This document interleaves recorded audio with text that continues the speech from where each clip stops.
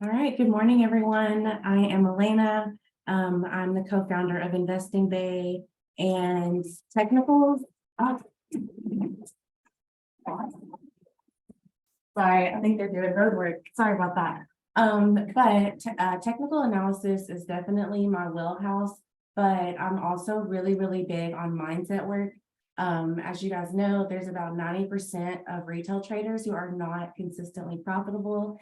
And so I've done a lot of like studying and research on the 10% that are, and I'm going to share some of that with you guys today. So let's get into it. Today we're going to focus on how to lose, how to be a loser, a good loser, because losing in the market and knowing how to lose is just as important as knowing how to win.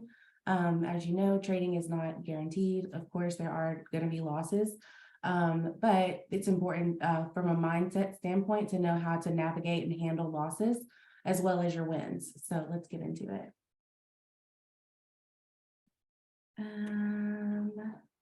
All right, so again, it's a known fact that upwards of 90% of retail traders fail to become consistently profitable.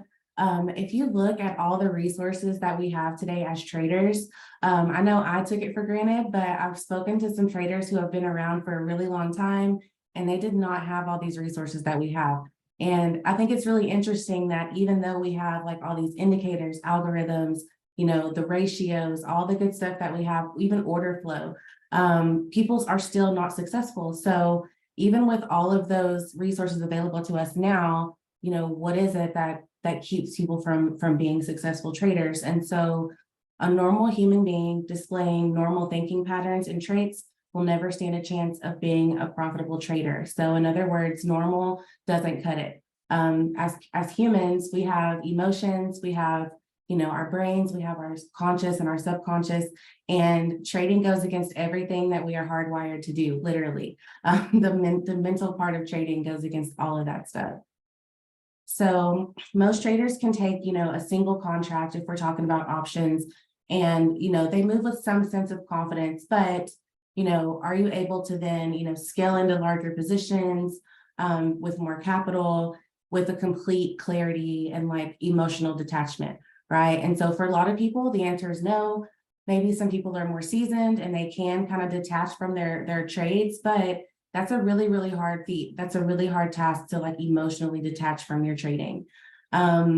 It's really beyond the mental capabilities of almost everybody, which is why so many people have a hard time being consistent, but it is possible. It just takes a lot of work. A lot of times I think traders, when they make mistakes, they focus on the technicals, they focus on their strategy, but they don't really take the time to look inward and evaluate their performance. And I guess I'll ask you all, how many of you guys actually maybe journal or print out your trades and actually go through trade by trade and, track your progress? Like, do you track, your mistakes? Do you track what time of day that you perform the best? Like, I know for me, I trade better in the morning, right? I used to trade better in the afternoon, and somehow in some way that shifted to the morning. I don't know if that's due to my life and my schedule, but there's a difference there. I also noticed that on days where the market is choppier, I tend to not take as many trades, right? So it's really important to see those type of insights about yourself. It's important to see it on paper because it's really like knowing where you're strong, knowing where your weaknesses lie. That's all part of, that's totally all part of being a good trader. I think there's an echo in my room, in my office. Can you guys hear me?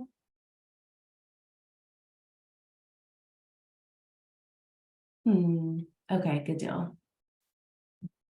So again, trading will give you a deep understanding of who you are and what you can do to better yourself. Okay, good deal. All right, so let's talk about random reinforcements. Make sure that you're not confusing talent with luck. So random reinforcements, essentially, if it comes down to it, it's basically a reward you get for no reason at all, right? You just do something, you make money. So the dangerous part of this, and this goes all the way back to like classical conditioning, like let's think about like the dog with the treat and the bell, right? So essentially the way our brains are wired through that conditioning is like we perform a task, and we get a reward. And then we perform a task and we get a reward. And eventually, the reward can be taken away, but that task and that habit, it's there, right? So if we think about the stock market, there are a lot of tasks you can do as far as trading goes where you're rewarded for that. And it doesn't necessarily mean that you're doing desired behaviors. It's just a random reward. And so what a lot of people don't realize is that when you win, it affects your brain chemistry, right? It affects the way you think moving forward. So if you do something reckless in the market and you're rewarded for it, your brain actually triggers an even stronger response than if you had done something that was predictable. So now, not only have you done a bad habit and got rewarded for it, now your brain's like, let's do it again. Let's do it again. And that's not a consistent way to be profitable over time. Like think about like earnings trades, right? If you play earnings and you make, 2,000%, what's stopping you from playing earnings again and again and again, right? Because you were rewarded for it. You don't associate it with recklessness. So that being said, it can be detrimental to your decision making. Basically, a reward that is unexpected or uncertain activates your brain's reward circuitry more strongly than receiving a reward that is predicted. And that's very dangerous in the stock market. I can't stress that enough. Basically, when you're rewarded at random, why would ChatGPT lost no money or lost little money? Why would ChatGPT lost no money? I'm not sure. I don't know. But meaning that you're rewarded at random for not sticking to your trading rules. That means you're going to have to work even harder to get back on track with following your trading rules, essentially. So don't train your mind to be reckless because if you're successful, again, your brain's going to associate, that reckless behavior with pleasure and encourage you to continue that. So the market isn't rational. In our program, we actually have a mentorship, we have a community, and one of the biggest things that I've noticed is a lot of people have a bias. So they'll think the market is going to be rational and logical when it actually is the complete opposite. The market does what it wants, and we can't let our egos kind of dictate what we think is going to happen because the market does not care what we think, right? So just remember the markets are driven by humans. And if there's something that people are not, it's rational. Human beings are not rational or logical naturally when exposed to stress. So why would the markets be any different? It's all about perception. So anytime there's and this is a perfect day, right? It's the Fed. If we get a rate hike today, I see a lot of people saying we're going to moonshot. I see people saying we're going to come down. It's not about what anyone thinks is going to happen. It's about what happens. And you can't confuse market sentiment with your personal sentiment. I'll give you an example from yesterday. I trade predominantly SPX.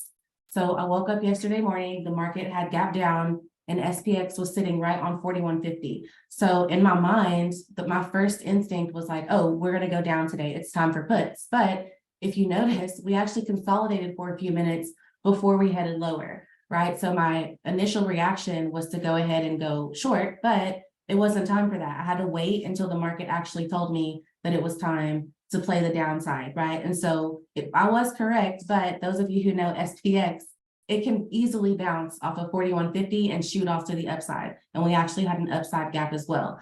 So I just want us to be mindful of our thought processes and our biases, because that's a huge step in developing your mindset as a trader.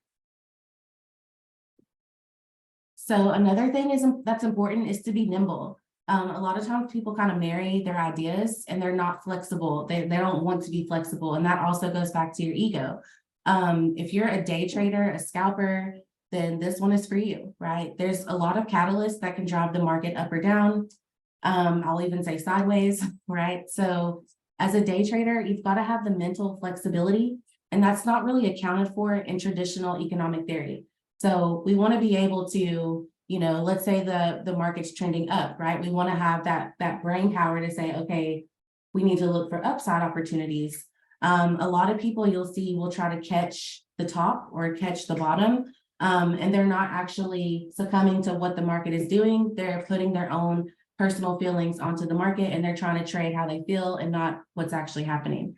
Neurobiology shows that we experience a financial loss 250% more intensely than an equivalent of a financial gain. I think this is really interesting because the students I mentor, I've noticed, they can have an insane trading week, right? Like wins, small losses, like everything's all good. But then let's say they have a loss that's bigger, then all of a sudden they're not a good trader or they can't do this, it's like, make sure you're not comparing yourself just based off your wins or based off your losses. Like it's about your body of work, like your cumulative body of trading work. You want to make more money than you're losing, but you don't want to beat yourself up about a loss because that's part of this, right? The market's unpredictable and there's no way to have, a total 100% hit rate. Like we all take losses, that's part of the game. But win or lose, move on. Make sure you just move on, leave it in the past. On any given day, again, there's a ton of things that traders can experience, and it's important to be nimble so you're not stuck on one side or the other and you're able to be reactive. So emotions, again, some of you guys might be familiar with RSI, the Relative Strength Index, but there's two ranges, right? Overbought, over 70, or oversold is below 30.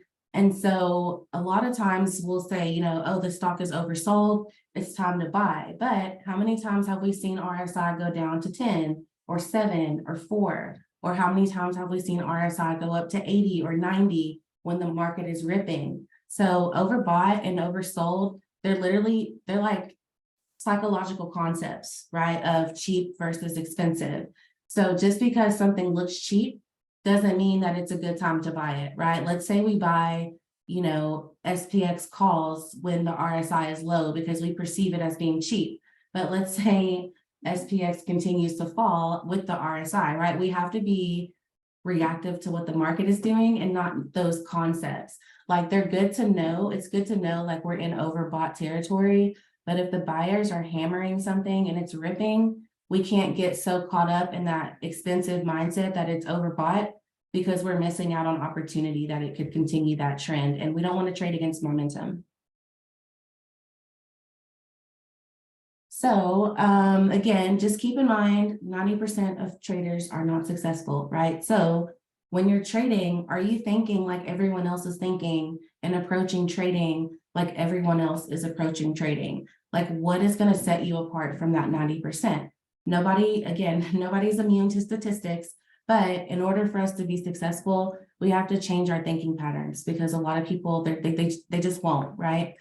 If you're normal, if you're doing what everyone else is doing, then that's not enough.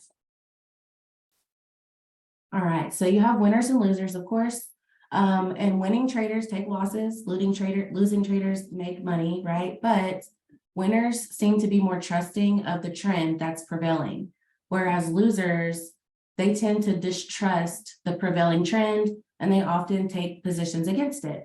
So think about your trading, right? If the market is ripping, like what was it, last Thursday and Friday, I believe, we went crazy to the upside with the short covering rally, right? So are you that person that, ran the upside and made money? Or were you skeptical and you just kind of waited? Maybe you wrestled with it, jumped in some puts. That's the kind of stuff that we're talking about, right? You don't want to distrust what's happening in front of you. So other characteristics of losing traders, account size. Someone with a really, really small account, it's possible that they would lose that money, right? Because there's really no way not to over leverage, especially if you're trying to trade options. Trade frequency, over trading will absolutely increase your risk tolerance. It increases your market exposure. So the more you trade, the more you're opening yourself up to potential losses. Less is more. That's my philosophy. It's always been my philosophy. But I do firmly believe that less is more when it comes to trading. The ratio of time spent holding winners versus holding losers. For some reason, people are, it's like the winners, when we make money, we're really quick to just lock in profit and just run away with our money, which is fine. But when it comes to losing trades, it's almost like we get into that hope mode. And instead of like facing the loss, we turn to like, okay, maybe it'll come back. Maybe I can make the loss smaller. But if the market's telling you you're wrong, are you able to then say, okay, market, I'm wrong, I'm closing this position, right? That's something to think about because again, people hold losers longer statistically than winners.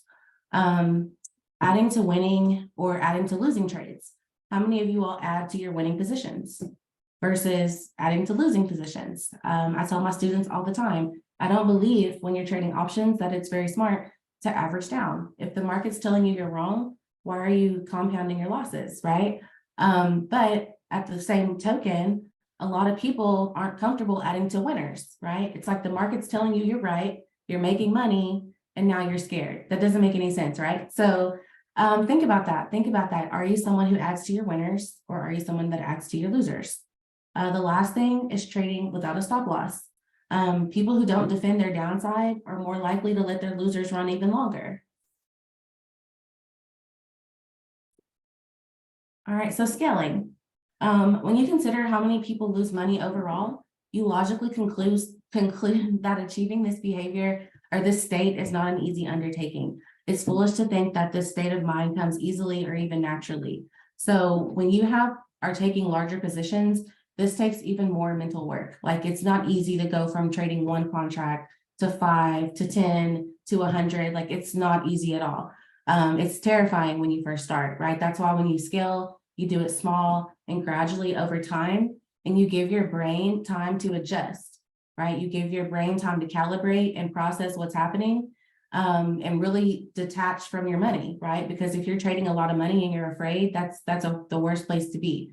Once you learn to accept the probabilities, your fear diminishes. That means having a trading plan, outlining how much money you're willing to lose up front, right? Having a set number of what you're willing to lose, putting your stop loss in place, and then letting the market do its thing, right? So if you're wrong, you're wrong. If you're right, congratulations. But trading with fear, it never works out well. When you can act and perform in the market without any fear of the consequences or repercussions, you're trading from the ideal state of mind. Traders tend to be fearful when they should be hopeful, and hopeful when they should be fearful. So again, the purpose of adding to winning trades is to fight normal human behavior, right? How can you make more money when you're right? That's the question you should be asking yourself. How can I make more money when I'm right? Not how can I, make more money when I'm wrong, which is what a lot of people actually will do. Again, it is easier for people to add to losing positions than winning ones, but learning how to add to your winning trades is a nice trait for a successful trader. It reinforces that good behavior. So again, it's human nature to want to cut your winners. It's also human nature to want to cut your loss or write out your losses. But if we want to separate ourselves from the pack, from that 90%, we have to think differently. Most traders, again, that are in profit, they'll start thinking about where to get out half, right? That's what the 90% will do. They'll say, how can I scale out of this position, lock in some of my profit, and let the rest of the move go with like half the position size or maybe a quarter of the position size. When you add to a losing position, you're focusing on the potential for bigger profits and not the potential for more of a loss, right? So it's just really important to shift your focus when you're trading. Like, you want to make sure you're focusing on the things that separate you from the 90%. We ignore when the market's telling us we're wrong and we've doubled up on our risk, right? When we add to those losers. When we add to a winning position, we're basically deciding to accept the fact that the market might take our profits away because we've decreased our average cost. But we're like ignoring the fact that the market is cooperating, right? Or this is wrong, sorry. When we take out half, we're ignoring the fact that the market is cooperating with us, right? What we want to do when we're right is we want to add so we can compound our wins and not our losses. A lot of good opportunities are missed by traders who are late to the party. But if you have a stop loss in place and there's momentum happening, meaning there's good volume, the buyers are still stepping in, or the sellers if we're going down, but it's okay if you're late to the party. As long as the momentum is there and your stop loss is in place, then you still have opportunity to profit, right? You didn't catch the entire move, but every trade is not a home run, right? We're just here for the momentum. So again, the normal thing to do is close half your position and let the other half run. But when the market agrees with you, why would you only want to ride out the momentum with half of your position, right? Remember, we're trading with a stop loss. So again, that's what the 90% are doing, right? They're cutting their positions in half and they're riding out with less of a position, and they're limiting their profitability. And just remember, 90% of traders are wrong. So again, a lot of people don't know how to lose. And again, it's very important. You've got to know how to lose just as much as you know how to win. We tend to engage in a cycle. It's basically like we'll trade well, everything's all good.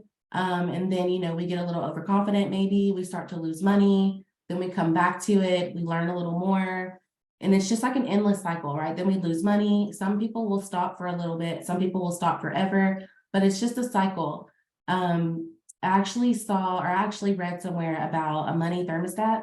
Basically, like people are comfortable managing a certain amount of money, like we all have a threshold. And then once we go above that threshold, we kind of tend to drift back to it. So for example, let's say you have, $5,000 in your bank account and you get your income taxes or you get a stimulus check. What tends to happen, right? That extra money that you weren't expecting, it gets spent, and then we come right back to that $5,000. Or let's say we dip below the 5,000 and then, we make a little bit more money. We tend to kind of hang out around that number. So one thing that's really important as traders, because this can happen in our portfolios, it kind of feels like you're on a hamster wheel, but you're not making any progress. You want to identify the breakdown in your cycle, like what's happening when I get above this amount, what's happening when I get below this amount. Am I comfortable managing more money than what I have? You want to break away from that threshold. You want to increase it in order to increase your profitability. And that's all mental. That's totally all mental. So for every hour you spend on technical analysis, you want to at least spend 25% of that time doing an internal analysis on yourself. A lot of times, again, the charting, and I pretty much am confident in saying this, the technical aspect of trading, I don't think is difficult. It's very easy to learn how to read a chart. It's easy to learn how to read momentum. But when it comes down to, we talk about this in our group, we have choice points.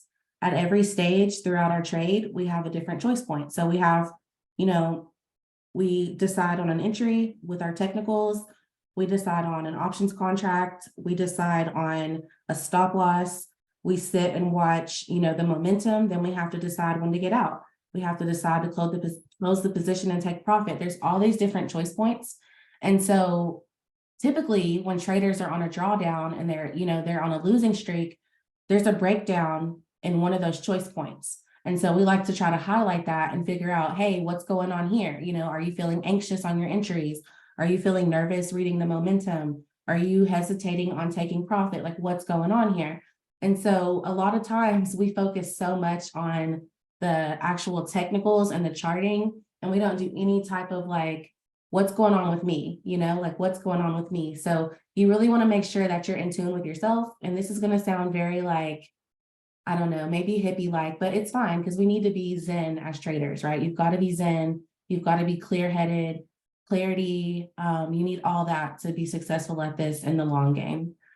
Again, you need to know what your weaknesses are. A lot of people don't know what their weaknesses are. That's why I think it's so important to chart your trades, not chart them, document them, journal them, figure out, where your weaknesses lie. Are all of your mistakes on the same choice point, right? Are all your mistakes pertaining to locking in profit, or all your mistakes where you're taking entries late? Like there's always a pattern, right? There's always a pattern in the breakdown there. Yeah, see, your fear of entering a trade. So I'm glad you said that. If you understand that your weakness is the fear of entering a trade, now when you go into the market to take a trade, that's at the forefront of your mind, right? You know where your weakness lies. So now you can make a conscious effort to focus on making good entries, right? So now that you're armed with the information, you can take action on it. But if you don't know what your weaknesses are, then you're actually like flying blind, right? So I'm really glad that you said that. And I hope when you move forward in your trading, that you keep that at the forefront of your mind and practice your entries. But you can get there, and it takes time. I'm always so scared. That's okay. A lot of people are afraid, and that's why I have a whole little spiel on fear. But I got you guys. But yeah, you need to know what your weaknesses are. You need to know what your strengths are. It's amazing to know what you're good at. I believe everybody has an edge, whether they know it or not. Everyone has some type of edge when it comes to trading. But you do need to know what you're not good at. So the winning trader is not emotionally attached to the idea of cheap or expensive. He's focused on the moment right now. In the moment, if the market is trending, the winning trader will trust the trend and they can join the trend without excessive emotion, and they can do so without any type of like internal discomfort. If the market has moved higher by a significant amount in the short term, traders tend to try to fade the prices, meaning they want to go the opposite direction. But again, this is a distorted view of things being cheap and things being expensive. So if you see the market, like even yesterday, right, you see the market coming all the way down. We had a huge drop yesterday, broke 4,100 and everything. And a lot of the sellers kept coming in, right? And then eventually the buyers came in and bought us back up. But that whole way down, you had people stepping in, trying to buy and catch the bottom, right? They were trying to catch a falling knife per se. So that's that idea of we've come down too far. It's time for us to go back up. That's ego, right? That's ego. The market tells us when she's ready. The market tells us when she's going to come back higher. We don't decide that. The market does. I've watched an asset meet my requirements, but just couldn't pull the trigger to enter the trade. Yeah, and that takes practice. That takes practice. But I would say maybe identify what you are actually afraid of. If you're trading with a stop loss, that should help you with that fear, because you're protecting your downside. But the worst thing that can happen if you've got a stop loss in place is that you either make money or you get stopped out and you defend your downside. So that's something I think you should practice for sure. But it's not abnormal. I have so many students that are afraid to enter a trade, but we just work with them and we just get them accustomed to doing it on demo, and then we transition you into live, and you start small, protect that downside, and then the fear is gone. But yeah, so that's a common trait among traders. They think every single little counter reaction against the trend is the beginning of a new trend. Yeah, I think it's good to have, you've got to have a set number. Do you think it's a good idea to have a set amount of monetary loss, say $100, because I have a habit of moving my stop? Yeah, so that's a yes and a no, right? So yes, you want to have a number that you're willing to lose. That should be concrete in your trading plan. But at the same time, you also want to be confident. If you're using a stop loss that you have to move, if you're in profit, I think you should move your stop loss to protect your profit, right? If you're using a trailing stop, the trailing stop is going to run right along with you. But I don't think you should move your stop if you're losing money. I don't think you should move it to like make your losses larger. But yeah, I think you definitely want to move it up for sure to lock in. So it's important to move on. Make sure you're not trading a past experience. You've got to trade with a clean slate. So when you're trading while you're focused on past trades, that doesn't allow you to be present. You actually will experience like an emotional imbalance because you're unable to shake the past loss. Like, has anyone ever experienced like maybe you took a big trading loss? Let's say you lost $1,000, right? And so in your next trade, you're not focused on what's actually happening in the market. You're not focused on, is my trend reversing? Is this weak? Is this choppy? You're focused on making $1,000 back. Like that's your focus. You're basically trading your P&L. Then let's say you make your $1,000 back from the previous trade and the trade continues running, right? So now you've made over $1,000. Are you then going to lock in the 1,000 just to break even from the day before? Or are you comfortable letting the trend do its thing and separate the trades from each other? Because they're not related, right? Whenever we do that and we're basically judging the current trade on the past trade, right? We have to judge the current trade on its own merit. And that's a skill, right? That's a skill that's hard to shake, especially when you're starting out. But they're not related. So yeah, that a lot of people feel that. And another thing on the other end of that is, let's say you lost $1,000 and in your second trade, you're up $500, right? Are you good to lock in that 500, or do you feel the need to push it until you try to get back to that 1,000, right? So it's really important to not put your trades together. This is not like it's not a novella, a telenovela, right? We're not running them all together episode after episode. Every trade is its own situation. Sometimes it's hard to reset after taking a couple stop outs, lacking confidence. No, that's all mindset. Every trade, you do the reset. Every trade, you got to reset. If you're thinking about a past trade, you should not take another trade until you're not thinking about the past trade. Yeah, exactly. Exactly. At that point, I'm not trading my plan, I'm trading for money. Yep, sometimes it's hard to reset after taking a couple stop outs, lacking confidence to try again, or not believing what the market is saying. I think mental stop losses, I don't like mental stop losses, and I'm actually going to speak on that too. Let's see. All right, so let's talk about cognitive dissonance. The question is, how do I leave the losing trade behind? So to leave a losing trade behind, essentially you've got to accept the fact that losses are part of this. Losses are part of trading. So there is no situation where you're never going to take a loss. And again, go back to what I was saying earlier, when you go on a like trade by trade basis, like one trade doesn't define you as a trader, but like look at like 100 trades or 500 trades. How do you perform? Like what does your overall body of work look like?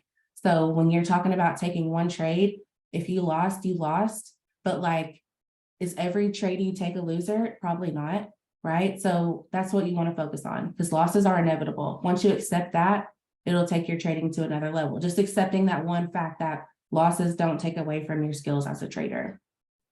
But in psychology, cognitive dissonance is a mental discomfort, psychological stress experienced by an individual who is holding two contradictory beliefs in their mind at the same time.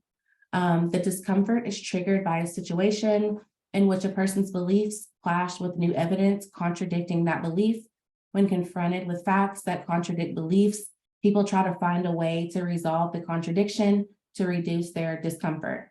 The best way for your rational mind to dissolve the discomfort of a profitable position is to close it.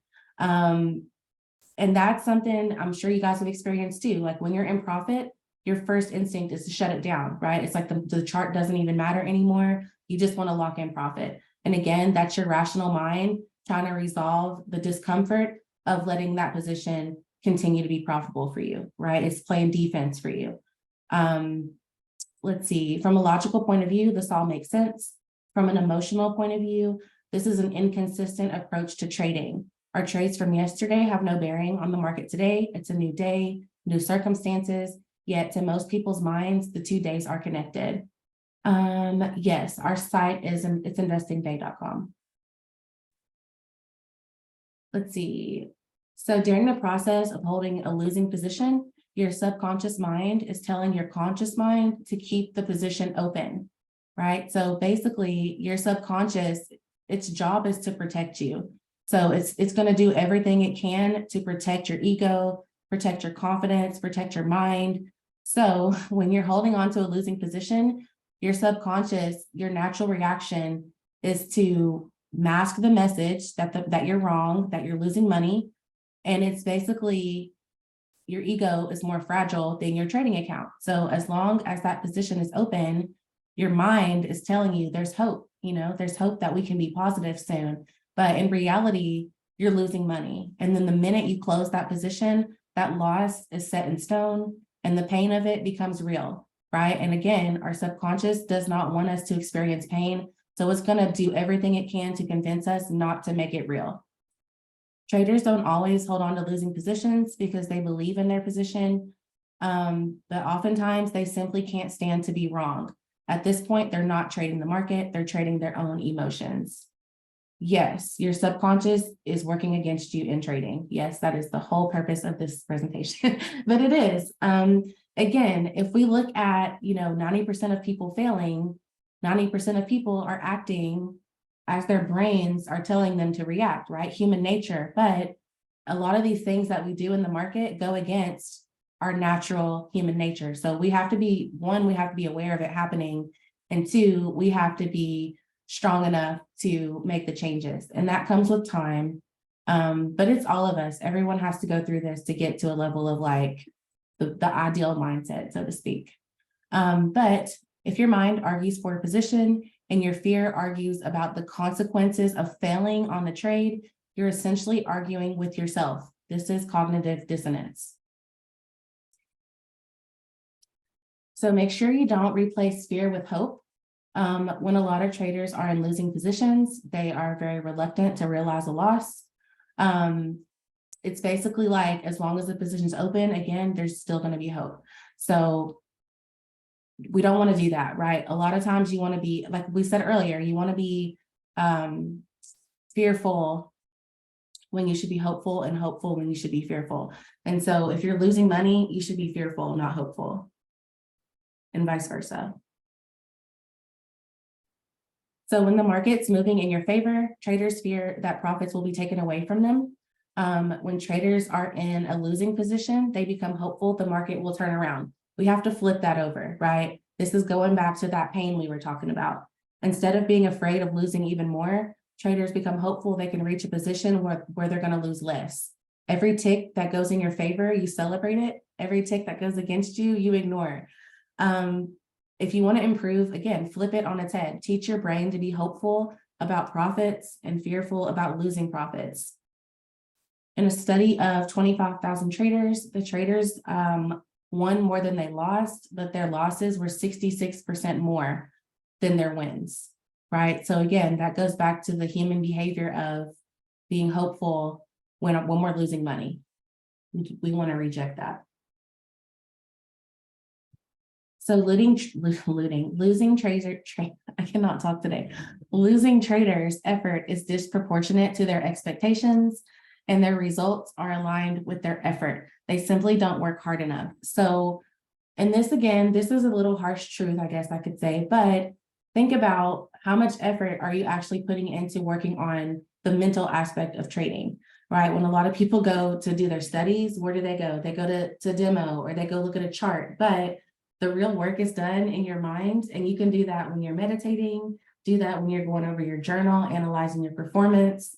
All of that is, like, I think, way more important than the technical side, because it's the trading, the technicals, that's always going to be there, but the mindset work, that's a constant, we have to constantly be working on. All right, so what color is this? What color is this?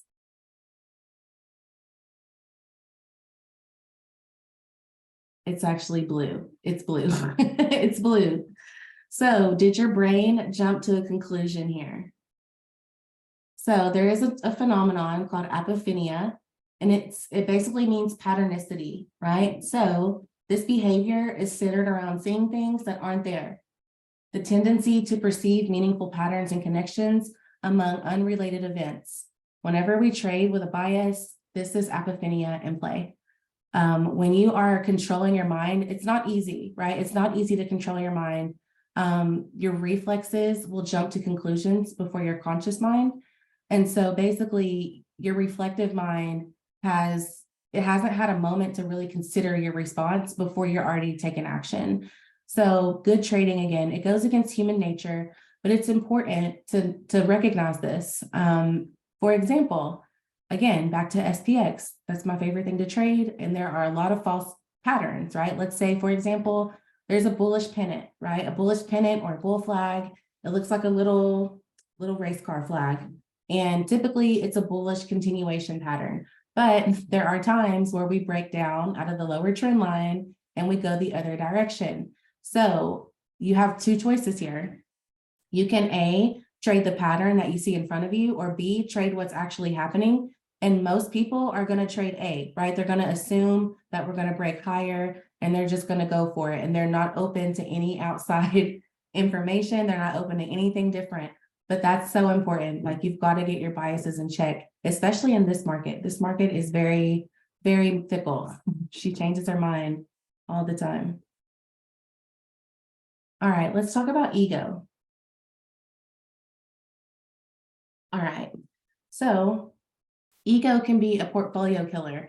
Focus on trading the market that's happening in front of you and not reinforcing your ego. Your job is to make money. Your job is not to be right. Your job is not to predict the future. Your job is to react and look for opportunity to make money. That's it. Basically, if we come to the market with an opinion and we're right, that's great. If we have to change our opinion because the market dictates that we change our opinion, that's great too, right? That does not affect our mental equilibrium whatsoever. When pain is real, when it's manifested itself because of a loss, there's no end. The lengths of your ego will go in order to, like, make your money back.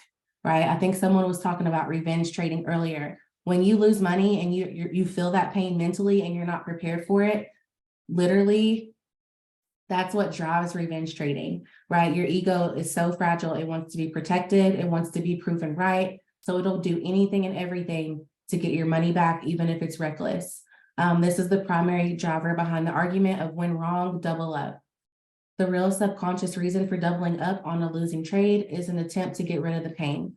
Now we are not trying to avoid pain. We're dealing with existing pain, and we're trying to get back to that state of equilibrium where we're pain-free. Our subconscious, again, it only has one function. That's to protect us, whether we want it to or not. But to become successful at trading, you've got to be good at losing, and you're going to be in constant conflict with your subconscious. So to answer your question from earlier, so my subconscious is actively working against me? Absolutely, because you're human. All right, so let's talk about probabilities. The outcome of one trade is random. The outcome of 100 trades is predictable. For this reason, our behavior needs to be the same for every trade we execute. Applying the same behavior to every trade increases our odds of profitability. So what is the right behavior, right? The first thing, add to your winning trades. Losing traders don't add to winners, they add to losers. When you start doing this, you want to start small. You want to use stop losses to protect your downside.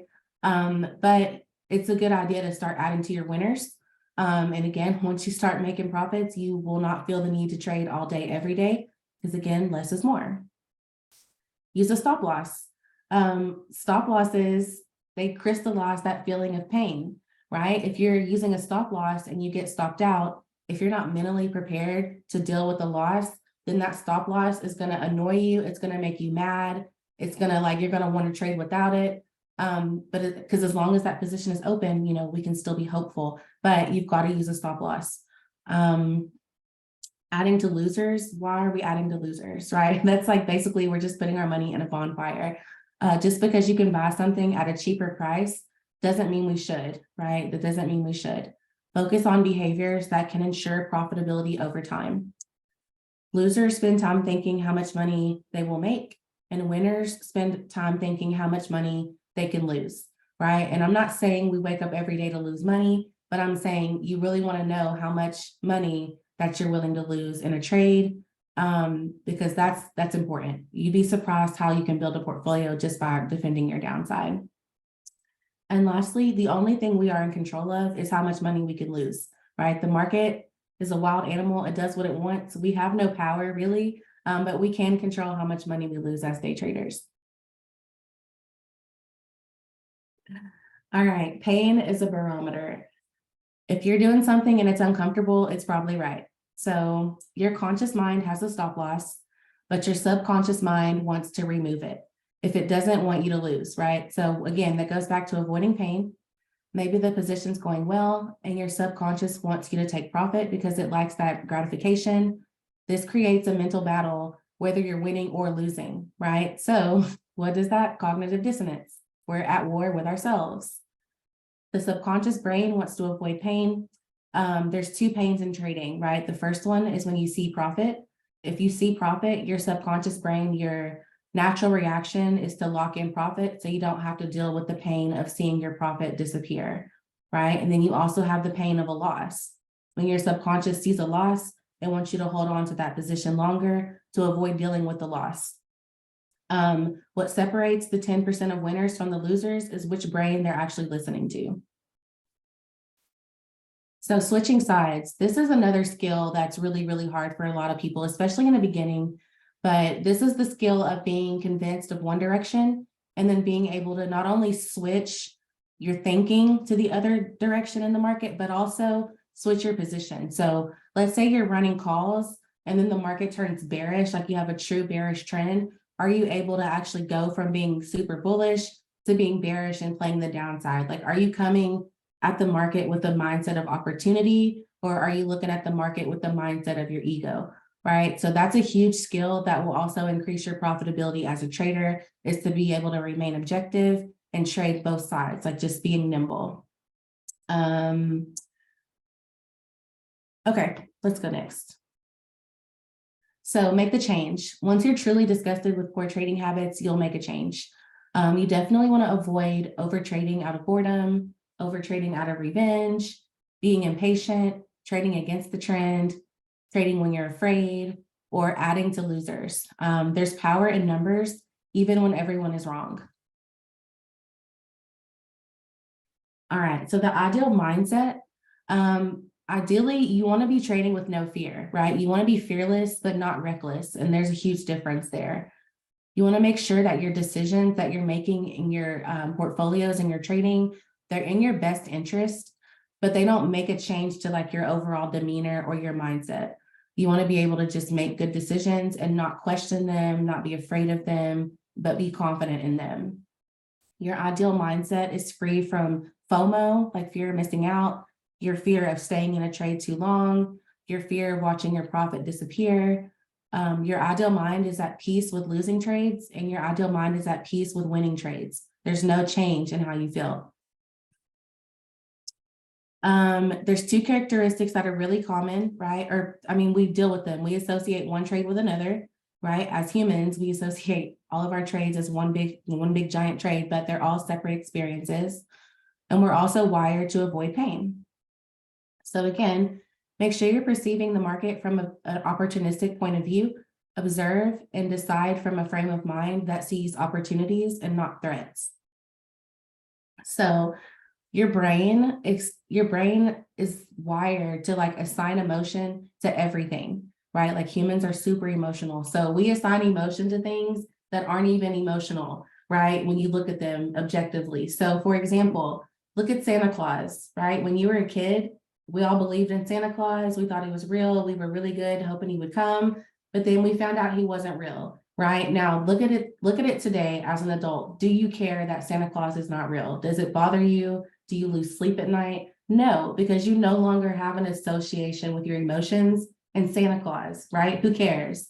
So again, we assign emotions to market moves, right? Even when it's not necessary. So movements in our favor, like when the market ticks in our favor, we feel a sense of pleasure, right? When the market moves against us, it creates pain. But why is that? Why do we assign emotion to something that literally has no emotional bearing on us, right? We need to get to a place where it doesn't affect our mindset at all, whatever the market's doing. Focus on the process, focus on making good trades, focus on risk management, and the money is a byproduct of that, right? A lot of traders come in and they're like, I'm in it to make money. We're all here to make money, right? That's obvious, but the way we get to that profitable place is focusing on mastering the process. Excuse me.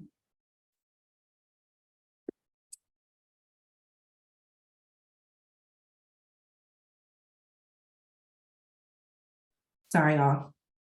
My allergies are crazy up here. But cultivate a mind that allows you to perceive information without fear.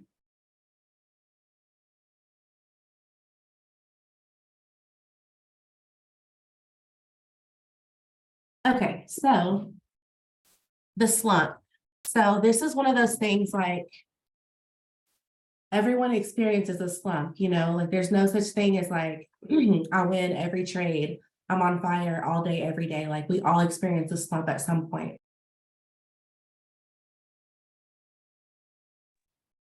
So if you don't know how to handle a losing trade, then just being a winning trader, like making, good trades and being profitable from time to time, it's only going to get you so far.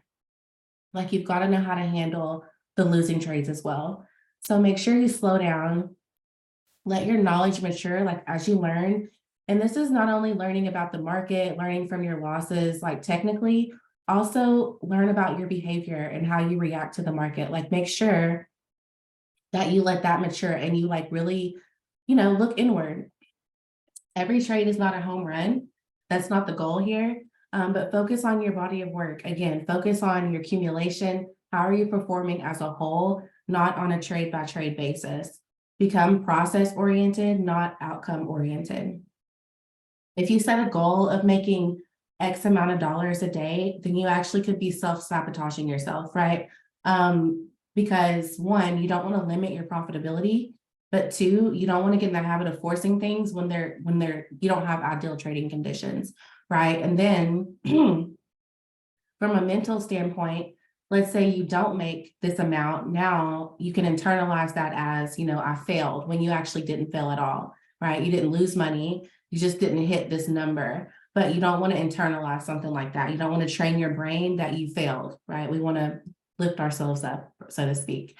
So your relationship with fear and adversity will define your life and your trading.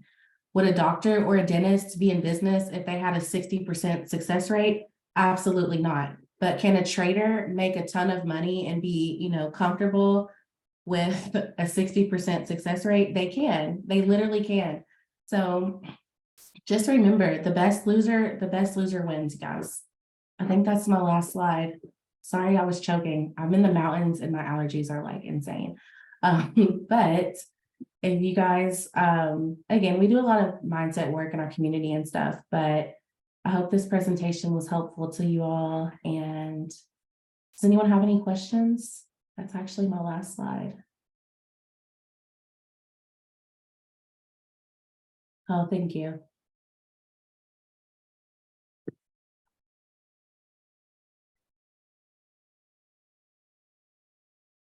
I feel like we covered a lot of information in the time. Thank you guys for having me.